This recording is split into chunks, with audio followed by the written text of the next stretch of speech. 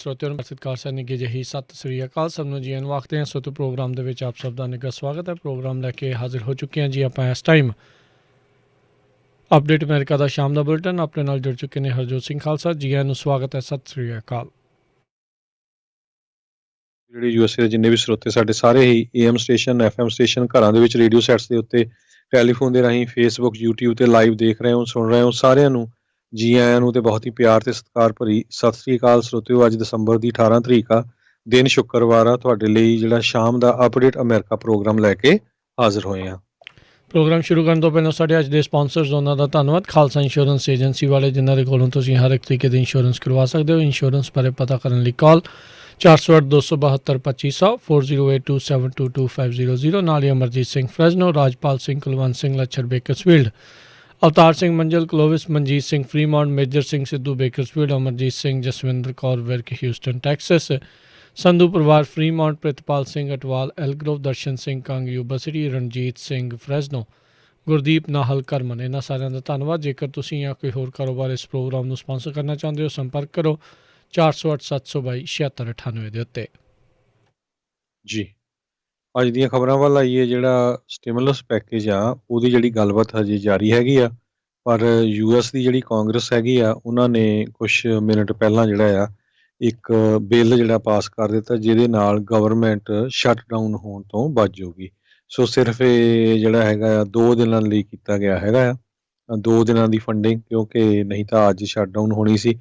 ਸੋ ਇਹ ਜਿਹੜਾ ਬਿੱਲ ਆ ਹੁਣ ਇਹ ਪ੍ਰੈਜ਼ੀਡੈਂਟ ਡੋਨਲਡ ਟਰੰਪ ਦੇ ਡੈਸਕ ਤੇ ਗਿਆ ਤੇ ਉਹਨਾਂ ਨੂੰ ਅੱਜ ਰਾਤ 12 ਵਜੇ ਤੋਂ ਪਹਿਲਾਂ ਜਿਹੜਾ ਇਹ ਸਾਈਨ ਕਰਨਾ ਪਊਗਾ। ਸੋ $900 ਬਿਲੀਅਨ ਦਾ ਜਿਹੜਾ ਕਰੋਨਾ ਵਾਇਰਸ ਰਿਲੀਫ ਪੈਕੇਜ ਆ ਉਹਦੇ ਉੱਤੇ ਜਿਹੜੀ ਆ ਫਾਈਨਲ ਡੀਲ ਚੱਲ ਰਹੀ ਆ ਵੀ ਉਹਦੇ ਵਿੱਚ ਕੀ ਇਨਕਲੂਡ ਹੋਣਾ ਚਾਹੀਦਾ। ਉਹਦੇ ਬਾਰੇ ਹੋਪਫੁਲੀ ਹੁਣ ਜਿਸ ਹਿਸਾਬ ਨਾਲ ਜ਼ੋਰ ਸ਼ੋਰ ਨਾਲ ਲੱਗੇ ਹੈਗੇ ਆ, ਆਪਾਂ ਸਵੇਰੇ ਵੀ ਡਿਸਕਸ ਕੀਤਾ ਸੀ ਵੀ ਪ੍ਰੈਜ਼ੀਡੈਂਟ ਟਰੰਪ ਕਹਿੰਦਾ ਆ ਵੀ $2,000 ਦਿਓ, ਡੈਮੋਕ੍ਰੇਟ ਕਹਿੰਦੇ ਸੀ $1,200 ਦਿਓ, ਤੇ ਵਿੱਚ ਹੁਣ ਈਵਨ ਬਰਨੀ ਸੈਂਡਰਸ ਤਾਂ $2,000 ਹੀ ਕਹਿੰਦਾ ਸੀ। ਬਾਕੀ ਡੈਮੋਕ੍ਰੇਟਸ ਜਿਹੜੇ ਆ ਤੇ ਜਿਹੜੇ ਹੋਰ ਹੁਣ ਲਾ ਮੇਕਰਸ ਆ ਉਹ $600 ਤੇ ਆਏ ਹੋ ਆ। ਸੋ ਇਦਾਂ ਦੀ ਗੱਲਬਾਤ ਹੈਗੀ ਆ। ਸੋ ਹੁਣ ਦੇਖਦੇ ਆ ਇਹ ਹਾਊਸ ਚੋਂ ਅਪਰੂਵ ਹੋ ਕੇ, ਤੇ ਮੇਰੇ ਖਿਆਲ ਨਾਲ ਹਾਊਸ 'ਚ ਅਪਰੂਵ ਹੋ ਗਿਆ ਰਾਜਕਨਵੀਰ ਸਿੰਘ ਜੀ ਸ਼ਾਇਦ। ਜੀ ਹਾਊਸ ਵਾਲਾ ਜਿਹੜਾ ਅਪਰੂਵ ਹੋਇਆ ਸੀ ਉਹ ਸੈਨੇਟ ਨੇ ਉਹ ਨਹੀਂ ਜਿਹੜਾ ਉਹਨਾਂ ਨੇ ਮੰਨਿਆ, ਕਿਉਂਕਿ ਉਸ ਦੇ ਵਿੱਚ ਜਿਹੜਾ ਬਿਜ਼ਨਸਿਸ ਦੇ ਲਈ ਗ੍ਰਾਂਟ ਦੇ ਵਜੋਂ ਜਿਹੜੀ ਮਨੀ ਉਹ ਅਪਰੂਵ ਕੀਤੀ ਗਈ ਸੀ। ਪਰ ਜਿਹੜੇ ਕੁਝ ਸੈਨੇਟਰਸ ਜਿਨ੍ਹਾਂ 'ਚ ਸੂਜ਼ਨ ਕੋਲਿਨਸ ਜਿਹੜੇ ਮੇਨ ਤੋਂ ਦੁਬਾਰਾ ਚੁਣੇ ਗਏ ਆ, ਉਹਨਾਂ ਨੇ ਕਿਹਾ ਵੀ ਨਹੀਂ ਇਹਦੇ ਨਾਲ ਜਿਹੜੇ ਬਿਜ਼ਨਸਿਸ ਆ ਇਸ ਦਾ ਗਲਤ ਫਾਇਦਾ ਕਈ ਜਿਹੜੇ ਉਹ ਚੁੱਕ ਸਕਦੇ ਆ, ਸੋ ਲੋਨ ਹੀ ਜਿਹੜਾ ਉਹ ਰੱਖਿਆ ਜਾਵੇ। ਸੋ ਉਹ ਕੁਝ ਤਬਦੀਲੀਆਂ ਜਿਹੜੀਆਂ ਇਸ ਦੇ ਵਿੱਚ ਕਰਨਾ ਚਾਹੁੰਦੇ ਨੇ।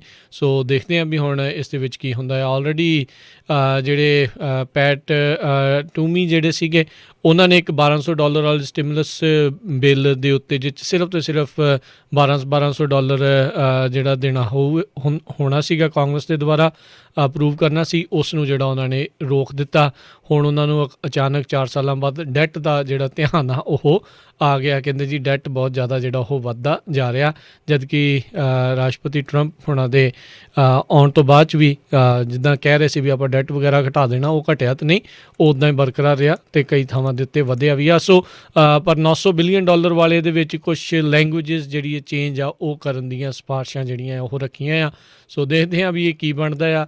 ਦੂਜੇ ਪਾਸੇ ਗੌਰਮੈਂਟ ਸ਼ਟਡਾਊਨ ਦਾ ਵੀ ਨਾਲ ਹੀ ਜਿਹੜਾ ਆ ਖਦਸ਼ਾ ਜਿਹੜਾ ਸੀਗਾ ਉਸ ਨੂੰ ਥੋੜ੍ਹਾ ਜਿਹਾ ਜਿਹੜਾ ਹੁਣ 2 ਦਿਨਾਂ ਦੇ ਲਈ ਜਿਹੜਾ ਉਹ ਟਲਿਆ ਹੈ। ਸੋ ਲੈਟਸ ਸੀ ਕੀ ਬਣਦਾ ਹੈਗਾ ਸਾਰੇ ਕਾਸੇ 'ਚ। ਅਗਲੀ ਖਬਰ ਵੱਲ ਚੱਲੀਏ। ਜਿਸ ਤਰ੍ਹਾਂ ਆਪਾਂ ਨੂੰ ਪਤਾ ਹੀ ਆ ਵੀ ਹਿੰਦੁਸਤਾਨ ਦੇ ਵਿੱਚ ਪ੍ਰੋਟੈਸਟ ਚੱਲ ਰਿਹਾ, ਪ੍ਰੋਟੈਸਟ ਦੁਨੀਆ 'ਚ ਚੱਲਦੇ ਰਹਿੰਦੇ ਆ। ਆਪਣੇ ਲਾਗੇ ਯੂਨੀਵਰਸਿਟੀ ਜਿਹੜੀ ਹੈਗੀ ਸਟੈਨਫੋਰਡ ਯੂਨੀਵਰਸਿਟੀ ਨੰਬਰ 1 ਮੈਡੀਕਲ ਦੇ ਸੰਬੰਧ ਦੇ ਵਿੱਚ ਯੂਨੀਵਰਸਿਟੀ ਆ। ਸਟੈਨਫੋਰਡ ਹੌਸਪੀਟਲ ਦੇ ਡਾਕਟਰਾਂ ਨੇ ਅੱਜ ਕਾਫੀ ਵੱਡਾ ਜਿਹੜਾ ਪ੍ਰੋਟੈਸਟ ਕੀਤਾ, ਤੇ ਕਾਰਨ ਉਹਦਾ ਇਹ ਸੀ ਵੀ ਸਟੈਨਫੋਰਡ ਯੂਨੀਵਰਸਿਟੀ ਨੇ ਜਦੋਂ ਵੈਕਸੀਨ ਲਾਣੇ ਸ਼ੁਰੂ ਕੀਤੇ ਹੈਗੇ ਆ, ਉਹਨਾਂ ਨੇ 1,300 ਡਾਕਟਰਸ ਨੂੰ ਛੱਡ ਲਿਆ। ਪਰ ਜਿਹੜੇ ਹੋਰ ਫੀਲਡ ਦੇ ਵਿੱਚ ਉੱਥੇ ਲੋਕ ਕੰਮ ਕਰਦੇ, ਜਿਸ ਤਰ੍ਹਾਂ ਪੈਥੋਲੋਜਿਸਟ ਹੈਗੇ, ਰੇਡੀਓਲੋਜਿਸਟ ਆ, ਜਿਹਨਾਂ ਦਾ ਕਹਿੰਦੇ ਜ਼ਿਆਦਾ ਕੰਟੈਕਟ ਨਹੀਂ ਹੁੰਦਾ ਲੋਕਾਂ ਨਾਲ, ਉਹਨਾਂ ਦੇ ਪਹਿਲਾਂ ਟੀਕੇ ਲਾਤੇ। ਸੋ ਡਾਕਟਰਾਂ ਨੇ ਚੰਗਾ ਉੱਥੇ ਮੁਜ਼ਾਹਰਾ ਕੀਤਾ ਇਕੱਠੇ ਹੋ ਕੇ ਵੀ ਅਸੀਂ ਤਾਂ ਮੋਹਰੇ ਆ, ਅਸੀਂ ਹਰ ਇੱਕ ਨੂੰ ਮਿਲਦੇ ਹੈਗੇ ਆ, ਹਰ ਇੱਕ ਦਾ ਇਲਾਜ ਕਰਦੇ, ਵੀ ਸਭ ਤੋਂ ਪਹਿਲਾਂ ਤਾਂ ਉਹਨਾਂ ਦੇ ਲੱਗਣੇ ਚਾਹੀਦੇ ਆ। ਬਾਕੀ ਜਿਹੜੇ ਬੈਕ ਐਂਡ ਤੇ ਆ ਉਹਨਾਂ ਨੂੰ ਜਿਹੜਾ ਵੈਕਸੀਨ ਦੇਣੇ ਚਾਹੀਦੇ ਹੈਗੇ ਆ। ਸੋ ਉਹ ਤੋਂ ਬਾਅਦ ਫਿਰ ਸਟੈਨਫੋਰਡ ਯੂਨੀਵਰਸਿਟੀ ਸਟੈਨਫੋਰਡ ਹੌਸਪੀਟਲ ਵਾਲਿਆਂ ਨੇ ਅਪੋਲੋਜਾਈਜ਼ ਵੀ ਕੀਤਾ ਵੀ ਅਸੀਂ ਜਿਹੜੇ ਫਰੰਟ ਲਾਈਨ ਵਰਕਰਸ ਆ ਉਹਨਾਂ ਨੂੰ ਛੱਡ ਦਿੱਤਾ ਤੇ ਹੁਣ ਉਹ ਕਹਿੰਦੇ ਵੀ ਉਹਨਾਂ ਦੇ ਜਿਹੜੇ ਆ ਟੀਕੇ ਇਹ ਲਾਏ ਜਾਣਗੇ। ਜੀ, ਕੈਲੀਫੋਰਨੀਆ ਦੇ ਵਿੱਚ 3.5 ਤੋਂ ਪੌਣੇ 4 ਲੱਖ ਦੇ ਦਰਮਿਆਨ ਤਕਰੀਬਨ ਇੰਨੀਆਂ ਕੁ ਜਿਹੜੀਆਂ ਡੋਜ਼ਿਸ ਆ ਵੈਕਸੀਨ ਦੀਆਂ, ਫਾਈਜ਼ਰ ਵੈਕਸੀਨ ਦੀਆਂ ਜਿਹੜੀਆਂ ਉਹ ਪਹੁੰਚੀਆਂ ਆ। FDA ਨੇ ਹੁਣੇ ਕੁਝ ਸਮਾਂ ਪਹਿਲਾਂ ਦੂਜੀ ਵੈਕਸੀਨ ਆ ਉਸ ਨੂੰ ਅਪਰੂਵ ਕਰ ਦਿੱਤਾ ਹੈਗਾ ਆ, ਜਿਹੜੀ ਮੋਡਰਨਾ ਵਾਲੀ ਆ। ਇਹ ਮੈਸੇਚਿਊਸਟ ਦੀ ਇਸ ਕੰਪਨੀ ਦੇ ਦੁਆਰਾ ਜਿਹੜੀ ਇਹ ਬਣਾਈ ਗਈ ਮੋਡਰਨਾ ਦੀ ਵੈਕਸੀਨ ਆ, ਉਸ ਨੂੰ ਆਲਰੇਡੀ ਜਿਹੜਾ ਆ ਸ਼ਿਪਮੈਂਟ ਦੇ ਲਈ ਤਿਆਰ ਕੀਤਾ ਗਿਆ। 6 ਮਿਲੀਅਨ ਜਿਹੜੀਆਂ ਵੈਕਸੀਨ ਦੀਆਂ ਸੀਗੀਆਂ ਡੋਜ਼ਿਸ ਉਹ ਤਿਆਰ ਪਈਆਂ ਆ ਅਤੇ ਆਪਰੇਸ਼ਨ ਵਾਰਪ ਸਪੀਡ ਦੇ ਤਹਿਤ ਇਹਨਾਂ ਨੂੰ ਬਹੁਤ ਹੀ ਜਲਦ 3000 ਤੋਂ ਵੱਧ ਥਾਵਾਂ ਦੇ ਉੱਤੇ ਅਮਰੀਕਾ ਦੇ ਵੱਖ-ਵੱਖ ਥਾਵਾਂ ਦੇ ਵਿੱਚ ਇਹਨਾਂ ਨੂੰ ਵੈਕਸੀਨ ਨੂੰ ਲਾਉਣ ਦੇ ਲਈ ਘੱਲਿਆ ਜਾਵੇਗਾ। ਥੋੜ੍ਹੇ ਹੀ ਹਫ਼ਤਿਆਂ ਦੇ ਵਿੱਚ 2 ਵੈਕਸੀਨਸ ਜਿਹੜੀਆਂ ਆ FDA ਦੇ ਦੁਆਰਾ ਅਪਰੂਵ ਕਰ ਦਿੱਤੀਆਂ ਗਈਆਂ। ਇਹ ਅਪਰੂਵ ਹੋਣ ਦੇ ਨਾਲ ਜਿਹੜੇ ਹੈਲਥ ਕੇਅਰ ਵਰਕਰਸ ਆ ਉਹਨਾਂ ਨੂੰ ਇਹ ਜਿਹੜੀਆਂ ਪਹਿਲੀ ਡੋਜ਼ ਆ ਇਸ ਦੀ ਮਿਲਣੀ ਜਿਹੜੀ ਉਹ ਸ਼ੁਰੂ ਹੋ ਜਾਵੇਗੀ। 12 ਦਸੰਬਰ ਨੂੰ ਹੀ 6 ਦਿਨ ਪਹਿਲਾਂ ਫਾਈਜ਼ਰ ਬਾਇਓਟੈਕ ਦੀ ਜਿਹੜੀ FDA ਦੇ ਦੁਆਰਾ ਐਮਰਜੈਂਸੀ ਵੈਕਸੀਨਸ ਆ ਉਹ ਅਪਰੂਵ ਕਰ ਦਿੱਤੀ ਗਈ ਸੀਗੀ। ਪਹਿਲੇ ਸ਼ਾਟਸ ਆਲਰੇਡੀ ਇਸ ਦੇ ਲੱਗਣੇ ਸ਼ੁਰੂ ਹੋਏ ਆ। ਅੱਜ ਹੀ ਸਵੇਰੇ ਜਿਹੜੇ ਉਪ ਰਾਸ਼ਟਰਪਤੀ ਮਾਈਕ ਪੈਂਸ ਅਤੇ ਉਹਨਾਂ ਦੀ ਵਾਈਫ, ਉਹਨਾਂ ਦੇ ਦੁਆਰਾ ਜਿਹੜੀ ਉਹ ਵੈਕਸੀਨ ਆ ਇਸ ਨੂੰ ਟੀਵੀ ਦੇ ਵਿੱਚ ਜਿਹੜਾ ਆ ਟੀਵੀ ਦੇ ਉੱਤੇ ਸਾਰੀ ਦੁਨੀਆ ਦੇ ਸਾਹਮਣੇ ਜਿਹੜਾ ਆ ਉਹ ਲਵਾਇਆ ਗਿਆ ਸੀ। ਅਗਲੀ ਖਬਰ ਵੱਲ ਚੱਲੀਏ। ਜਿਹੜੇ ਸਦਰਨ ਕੈਲੀਫੋਰਨੀਆ ਆ ਉੱਥੇ ICU ਦੀ ਕਪੈਸਿਟੀ 0% ਤੇ ਆ। ਇੰਟੈਂਸਿਵ ਕੇਅਰ ਯੂਨਿਟ ਦੇ ਜਿਹੜੇ ਬੈੱਡਸ ਆ ਪੂਰੀ ਤਰ੍ਹਾਂ ਉਹ ਫਿਲ ਹੋ ਚੁੱਕੇ ਹੈਗੇ ਆ। FDA ਨੇ ਤੁਹਾਨੂੰ ਤੁਸੀਂ ਦੱਸਿਆ ਹੀ ਆ ਵੀ ਮੋਡਰਨਾ ਵੈਕਸੀਨ ਨੂੰ ਆਥੋਰਾਈਜ਼ ਕਰ ਦਿੱਤਾ ਆ। 3 ਲੱਖ ਤੋਂ ਵੱਧ ਮੌਤਾਂ ਜਿਹੜੀਆਂ ਕਰੋਨਾ ਵਾਇਰਸ ਨਾਲ ਹੋ ਚੁੱਕੀਆਂ। 17 ਮਿਲੀਅਨ ਦੇ ਕਰੀਬ ਲੋਕ ਜਿਹੜੇ ਆ ਜਿਹੜੇ ਇਨਫੈਕਟਡ ਹੋਏ ਆ ਆਲ ਓਵਰ ਦੀ ਵਰਲਡ। ਇੱਕ ਵਾਰੀ ਫੇਰ ਆਪਾਂ ਜਿੰਨੇ ਵੀ ਸਾਡੇ ਸਰੋਤੇ ਸੁਣਦੇ ਆ ਭਾਈ, ਜਿਹੜੇ ਵੱਡੇ ਇਕੱਠ ਹੁੰਦੇ ਆ ਉੱਥੇ ਜਿੱਦਾਂ ਜਾਣ ਤੋਂ ਬਚੋ। ਜੇ ਜਾਣਾ ਹੀ ਆ ਤਾਂ ਪੂਰਾ ਜਿਹੜਾ ਆ ਮਾਸਕ ਵਗੈਰਾ ਆਪਣਾ ਰੱਖੋ ਅਤੇ ਡਿਸਟੈਂਸ ਜਿਹੜਾ ਆ ਪੂਰਾ ਬਣਾ ਕੇ ਰੱਖੋ। ਕੈਲੀਫੋਰਨੀਆ ਨੇ 3% ਇੰਟੈਂਸਿਵ ਕੇਅਰ ਯੂਨਿਟ ਜਿਹੜੇ ਬੈੱਡਸ ਆ ਉਹਨਾਂ ਦੀ ਅਵੇਲੇਬਿਲਿਟੀ ਦੱਸੀ ਹੈਗੀ ਆ ਸਦਰਨ ਕੈਲੀਫੋਰਨੀਆ ਦੇ ਵਿੱਚ। ਅਤੇ ਜਿਸ ਤਰ੍ਹਾਂ ਤੁਸੀਂ ਦੱਸਿਆ ਆ ਵੀ ਮਾਈਕ ਪੈਂਸ ਉਹਨਾਂ ਨੇ ਜਿਹੜਾ ਵੈਕਸੀਨ ਲਵਾਇਆ ਹੈਗਾ। ਇਸੇ ਤਰ੍ਹਾਂ ਹਾਊਸ ਸਪੀਕਰ ਨੈਂਸੀ ਪਲੋਸੀ ਅਤੇ ਸੈਨੇਟਰ ਮੈਜੋਰਟੀ ਲੀਡਰ ਮਿਚ ਮਕੋਨਲ ਨੇ ਵੀ ਜਿਹੜਾ ਆ ਇਹ ਵੈਕਸੀਨ ਲਵਾ ਲਿਆ ਹੈਗਾ। ਜੀ, ਵਿਸਕੌਨਸਨ ਦੇ ਵਿੱਚ ਕਹਿੰਦੇ ਵੀ ਜਿੰਨੀਆਂ ਵੈਕਸੀਨਸ ਪਹੁੰਚਣੀਆਂ ਚਾਹੀਦੀਆਂ ਸੀ ਉਸ ਦੇ ਨਾਲੋਂ 15,000 ਘੱਟ ਜਿਹੜੀਆਂ ਵੈਕਸੀਨਸ ਆ ਉਹਨਾਂ ਨੂੰ ਮਿਲੀਆਂ ਹੈਗੀਆਂ ਆ। ਇਹ ਹੁਣ ਹਰਜੋਤ ਸਿੰਘ ਜੀ ਕਾਫੀ ਇੱਕ ਚਿੰਤਾ ਦਾ ਵਿਸ਼ਾ ਜਿਹੜਾ ਉਹ ਬਣਦਾ ਜਾ ਰਿਹਾ ਆ।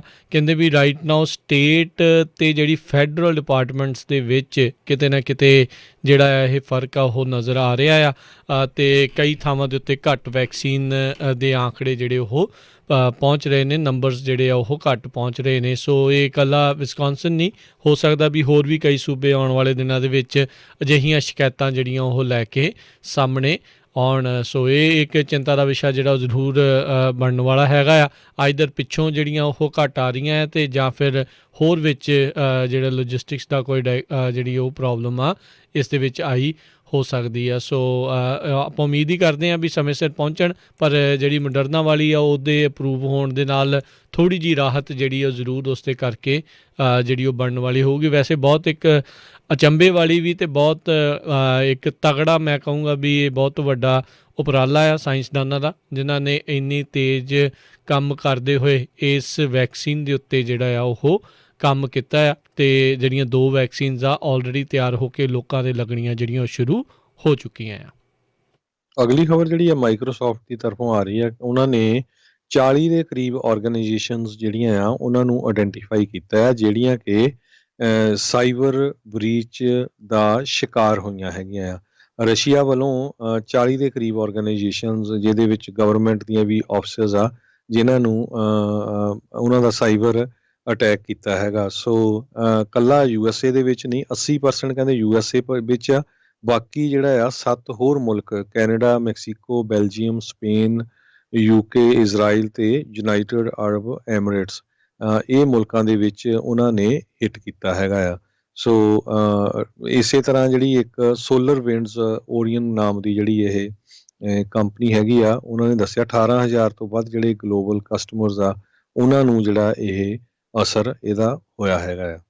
ਜੀ ਬਿਲਕੁਲ ਟਰੰਪ ਐਡਮਿਨਿਸਟ੍ਰੇਸ਼ਨ ਦੇ ਦੁਆਰਾ ਇਸ ਦੇ ਉੱਤੇ ਬਿਲਕੁਲ ਚੁੱਪੀ ਆ, ਖਾਸ ਕਰਕੇ ਉਦੋਂ ਜਦੋਂ ਰਸ਼ੀਆ ਦੇ ਦੁਆਰਾ ਐਡਾ ਵੱਡਾ ਅਟੈਕ ਕਹਿੰਦੇ ਆ ਕੀਤਾ ਗਿਆ ਹੈ। ਇਹ ਵੀ ਜਿਹੜੀ ਰਿਪੋਰਟ ਸਾਹਮਣੇ ਆ ਰਹੀ ਸੀ ਵੀ ਜਿਹੜੇ ਅਜਿਹੇ ਅਟੈਕਸ ਤੋਂ ਬਚਣ ਦੇ ਲਈ ਜਿਹੜੀ ਰਾਸ਼ੀ ਸੀਗੀ ਉਸ ਨੂੰ ਜਿਹੜੇ ਟਰੰਪ ਐਡਮਿਨਿਸਟ੍ਰੇਸ਼ਨ ਦੇ ਦੁਆਰਾ ਡਾਈਵਰਟ ਕਰਕੇ ਕੰਧ ਬਣਾਉਣ ਦੇ ਵੱਲ ਨੂੰ ਜਿਹੜਾ ਆ ਉਹ ਲਾਇਆ ਗਿਆ ਸੀਗਾ। ਸੋ ਇਹ ਵੀ ਇੱਕ ਚਰਚਾ ਜਿਹੜੀ ਉਹ ਸੁਣਨ ਨੂੰ ਮਿਲ ਰਹੀ ਹੈਗੀ ਆ ਅਤੇ ਇਹ ਬਹੁਤ ਖਤਰੇ ਵਾਲੀ ਜਿਹੜੀ ਕਿਤੇ ਨਾ ਕਿਤੇ ਜਿਹੜੀ ਉਹ ਗੱਲ ਹੈਗੀ ਆ। ਜਿਹੜੇ ਰੋਮਨੀ ਹੈਗੇ ਉਹਨਾਂ ਨੇ ਜ਼ਰੂਰ ਚਿੰਤਾ ਪ੍ਰਗਟਾਈ ਆ ਵੀ ਟਰੰਪ ਹੁਣਾਂ ਦਾ ਇਸ ਚੀਜ਼ ਦੇ ਉੱਤੇ ਜਿਹੜੀ ਚੁੱਪੀ ਧਾਰੇ ਰੱਖਣਾ ਇਹ ਵੀ ਇੱਕ ਖਤਰੇ ਵਾਲੀ ਗੱਲ ਆ।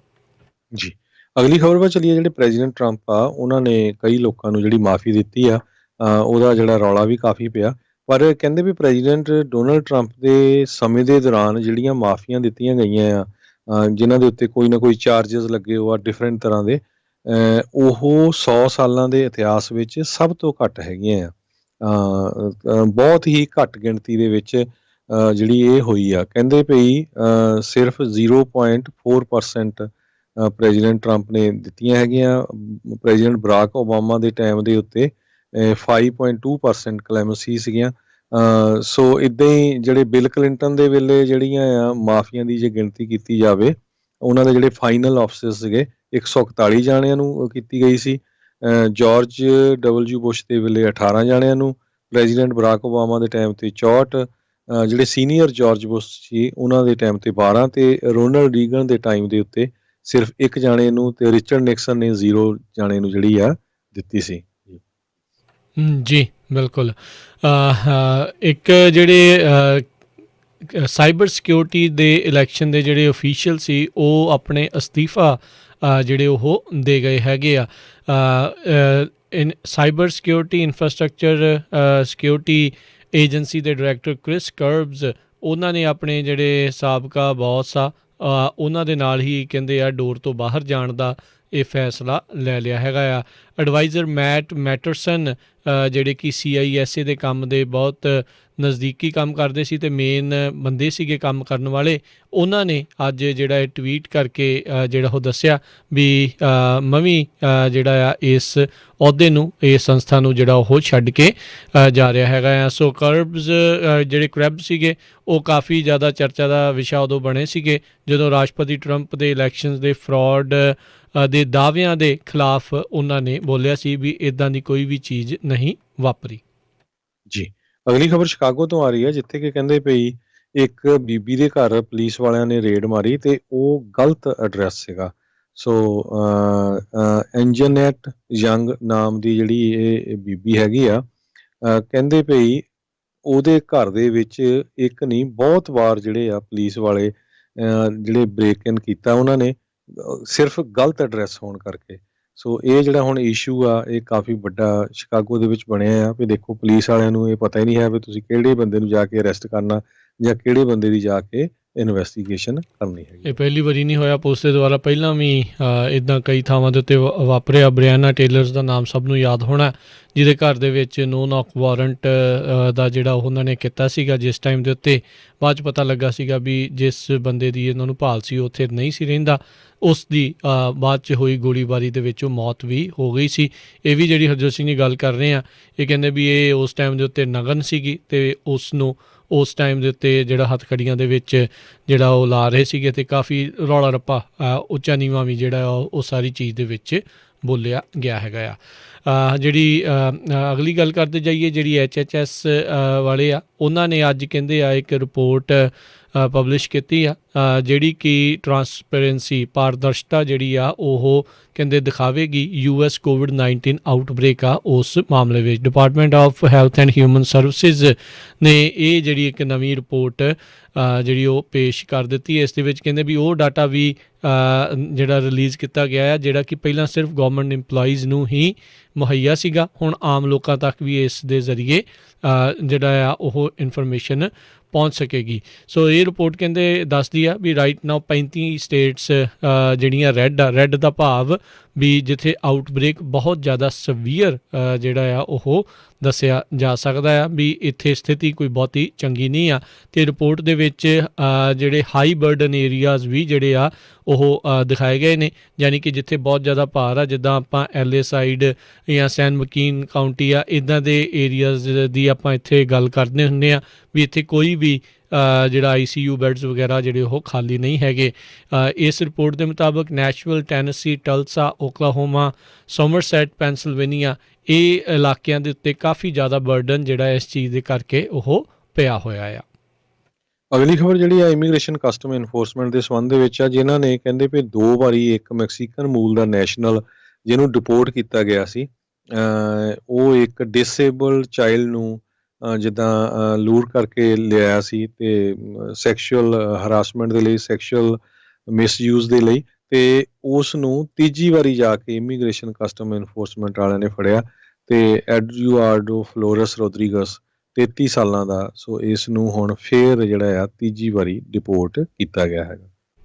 ਜੀ, ਸਮਾਂ ਵੀ ਆਪਣੇ ਅੱਜ ਦੇ ਪ੍ਰੋਗਰਾਮ ਦਾ ਜਿਹੜਾ ਹਰਜੋਤ ਸਿੰਘ ਜੀ ਸਮਾਪਤੀ ਵੱਲ ਨੂੰ ਜਿਹੜਾ ਉਹ ਵੱਧ ਰਿਹਾ ਆ। ਜਾਪਾਨ ਦੇ ਵਿੱਚ ਟ੍ਰੈਫਿਕ ਜਾਮ ਕਹਿੰਦੇ ਆ ਵੀ ਇੰਨਾ ਕੁ ਵੱਡਾ ਇੱਕ ਲੱਗ ਗਿਆ ਵੀ 9 ਮੀਲ ਤੱਕ ਜਿਹੜਾ ਹੈ ਟ੍ਰੈਫਿਕ ਜਾਮ ਲੱਗਾ ਰਿਹਾ। ਭਾਰੀ ਬਰਫ਼ਬਾਰੀ ਅਤੇ ਹੋਰ ਇਹਨਾਂ ਚੀਜ਼ਾਂ ਦੇ ਕਰਕੇ ਜਿਹੜਾ ਟ੍ਰੈਫਿਕ ਜਾਮ ਆ ਉਹ ਲੱਗਾ ਰਿਹਾ, ਅਤੇ ਕਹਿੰਦੇ 1000 ਤੋਂ ਵੱਧ ਲੋਕ ਅਜੇ ਵੀ ਇਸ ਜਾਮ ਦੇ ਵਿੱਚ ਫਸੇ ਰਹੇ।